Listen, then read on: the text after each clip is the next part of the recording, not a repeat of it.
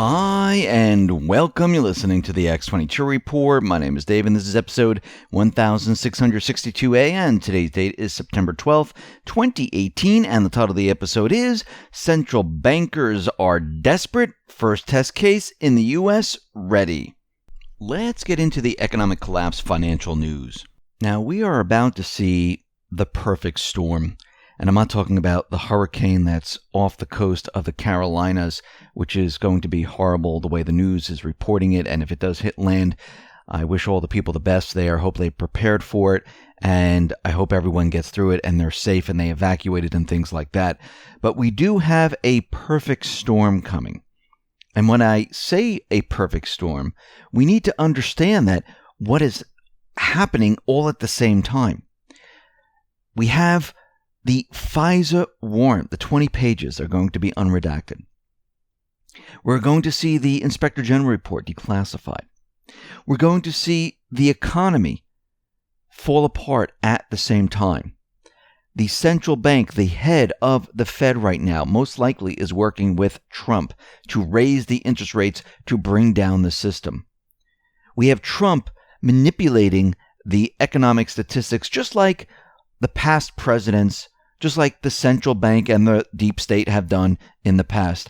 But they are pushing the economy to the extreme, pushing it to where nobody can say Trump crashed the economy. Because if you notice, he continually tweets out, the economy is doing fantastically. Look at the numbers. Look at unemployment. These are statistical numbers. If you notice, he's using all of the same exact data points that everyone else has used. And they can't argue with it, because if they start to argue with it and start to pick it apart, guess what?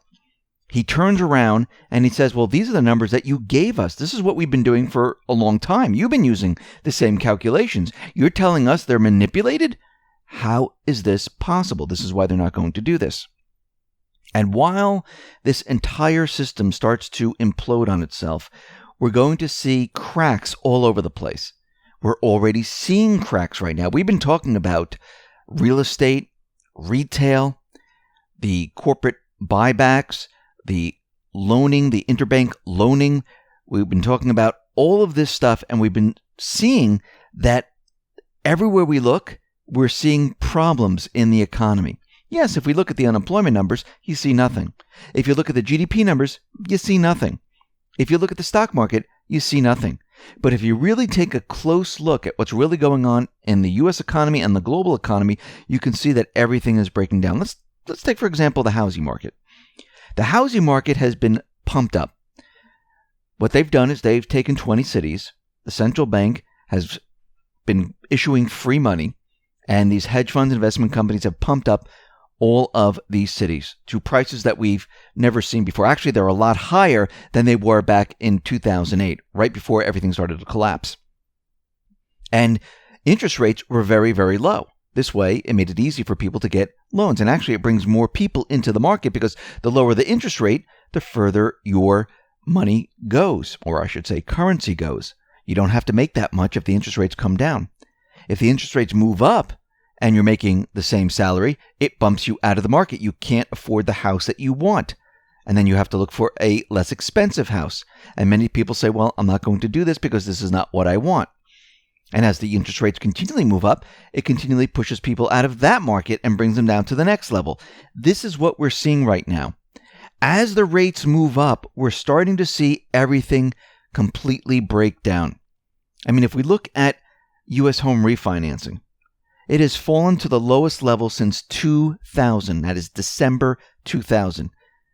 We see refinancing fell on existing homes by 5.9%.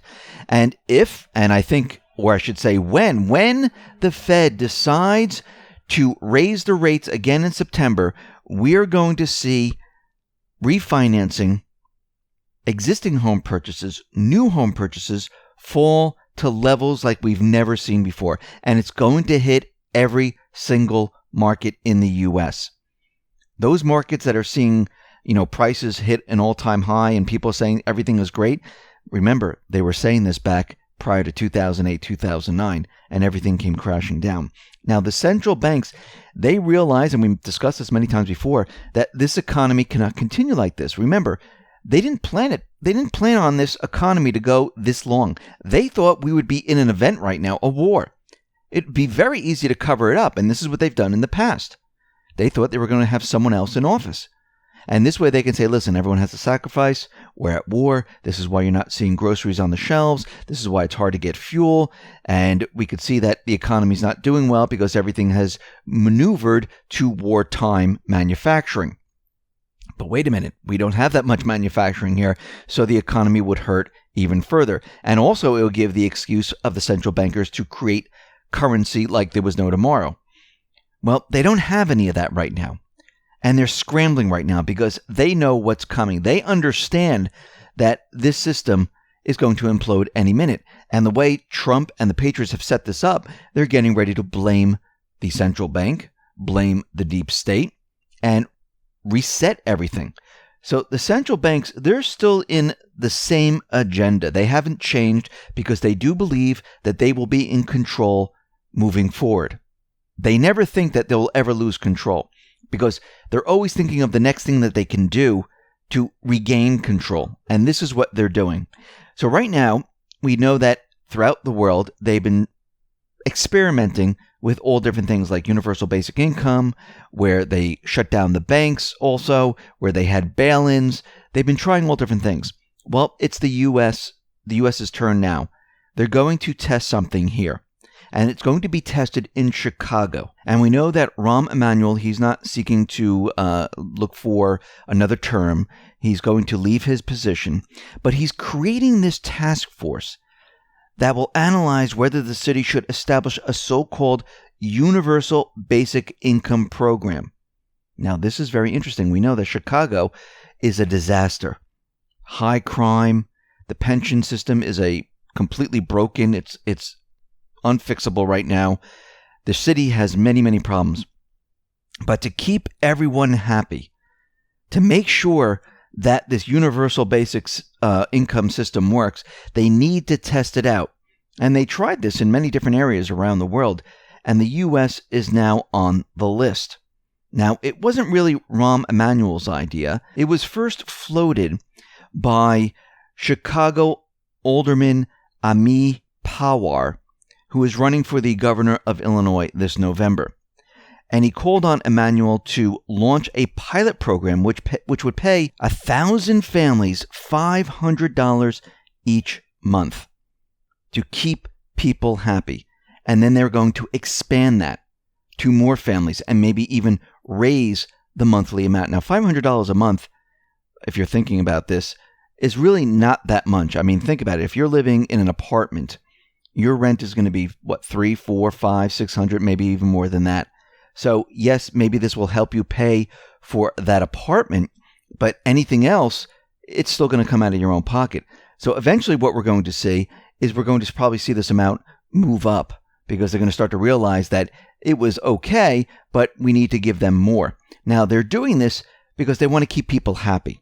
Remember, the central bank, they want people dependent on the central bank. They want people dependent on government. They want people dependent and not independent. And this is part of their plan to keep everyone happy, because when this system comes down, they don't want people pointing to the central bank to blame the central bank for the economy crashing. But I think it's a little too late right now. I believe they planned this a while ago and they were testing it out. But I think at this point, people are going to realize, because it's going to be pointed out, that it was the central bank that was the problem. And we're already seeing the narratives of the Fed bringing down the economy because they were raising the interest rates. And of course, what they're going to do is they're going to march economists out there and they're going to show you how the Fed actually brought down the economy. It's very easy to do. I mean, all you have to do is go back in time and go to 2006, 2007, and then 2008, show how the interest rates went up, show how everything started to break down. People started to leave their houses. Real estate started to fall, and everything started to implode on itself. All they have to do is do the same exact thing and then show how all of a sudden, as everything started to collapse, they started to lower the interest rates in 2008, 2009, and it came down, straight down like an elevator that got its cables cut and the elevator just fell. That's how fast they brought the interest rates down. And we know that most of the central banks around the world, they can't really raise interest rates because they know it's going to implode the entire economic system. So the central banks, they're desperate right now. They're trying to do whatever they possibly can to keep the system moving forward because they're trying to think of a way out of this. Now, we know that the mainstream media, they're becoming very nervous because they're saying, hey, listen, Fed, don't raise the interest rates anymore. This is it. This should be the last one. They were doing this very, very quickly. And I remember going back a year ago, they were all for it. Let's raise it. Let's keep raising it because they knew that this was going to be blamed on Trump. Now everything has been turned around. Trump has the magic wand. This was his tweet to Obama because Obama said it would take a magic wand to make the economy do a lot better. And Trump says, well, I have the magic wand and we're going to do much better, which means he has control over the manipulation of all these numbers. He can control it and make it look like any way he wanted to, just like they've done in the past. He has control most likely over the Fed because Powell, I do believe, is working with him. So we're going to be going through this transition and we're seeing a perfect storm hit. Think about all the things that are happening right now. The economy is declining very, very quickly. If you look past the unemployment numbers, GDP numbers, and stock market numbers, which really don't give you a gauge of how the economy is doing, if you look past that, you can see all the different cracks and how things are starting to fall apart very, very quickly. And we also have the release of corruption and spying on a president.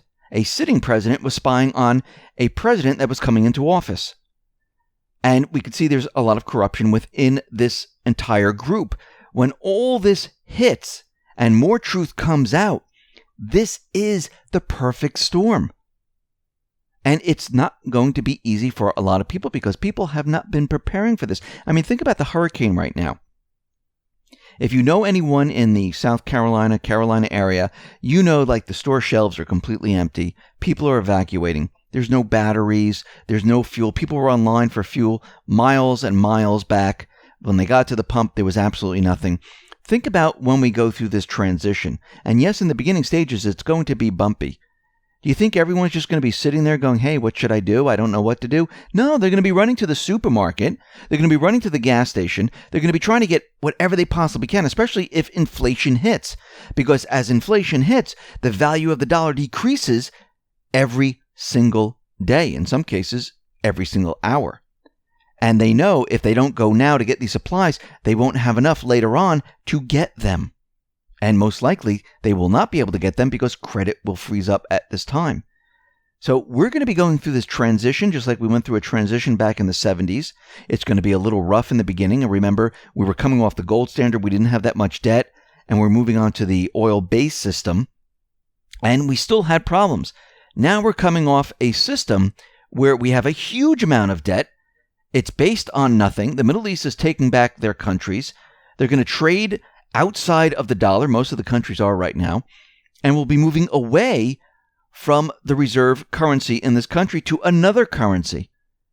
And hopefully we have gold left. Most likely, many people think that we have nothing left. And if we have nothing left, there's going to be huge problems here in the U.S. And remember, this is because of the central bankers, the deep state over the many, many years, preparing this country for something completely different. And now it has to be prepared for something different than they were preparing for. And it's very difficult to do because we're at the end stages right now. And they know we're at the end stage right now. And it's going to be very difficult. And this is why it's going to be very bumpy. This is why you need to be prepared for what is coming. Because once we start this transition, and you will notice it when we start, you're going to see strange things happening. The market fall. You'll see unemployment. The numbers won't make sense anymore. You'll see stores closing. People will be running to the supermarket. I mean, this is all not going to happen at the same time. Most likely, you'll hear news of businesses that can't make it anymore, like Toys R Us and things like that. You'll hear of businesses that are failing and they can't keep going. Major corporations, they will start to lay off people. The market will start to come down. Banks will get into trouble because the central bank, the Fed, doesn't have the ability to create currency like they did before. It was taken away from them. And this is why you have Geithner and Bernanke and other former Feds saying, listen, maybe the Fed should have the ability to buy stocks, because they know banks have been buying back their stocks, corporations have been buying back their stocks. And when the stock market falls, guess what happens? They're in a lot of trouble. So we're going to be going through this transition, and it's going to be difficult for some. Those people who are not prepared, those people don't realize what's going to happen. Those people that think the dollar is king, will always be king, they're going to be for a rude awakening, because the dollar is really a Federal Reserve note. This was created by the central bank. This is not people's money. This is a central bank debt note, and this has to be discontinued. The central bank has to be discontinued. And when it does, we need to transition into something else. This is going to be the bumpy part of it, where we're transitioning into something else. Because remember, everyone's lives were revolving around this debt note. And now this debt note no longer exists. And for those people that are still holding on to this debt note, most likely they're going to get pennies on the dollar as they transition into the new currency. Those people that are holding gold, silver, maybe even cryptocurrencies, I know that has dropped. But remember, this is from the central bank, just like gold and silver has dropped also. If you notice, they continually suppress everything that goes against their system. They don't want people looking at that. Think about what's going to happen. Gold and silver has been around for thousands upon thousands of years. And if the debt note goes away, guess what happens? The manipulation goes away. If the manipulation goes away, where do you think gold and silver is going to go to? Where do you think the cryptocurrencies are going to go to? They're going to start to move up. And people are going to realize this. And then people are going to try to get it. And for many, it's going to be too late. So you need to get prepared. You need to get ready for this perfect storm. Listen, everyone, thanks a lot for listening. Be well, be safe, and especially be prepared. Thanks a lot.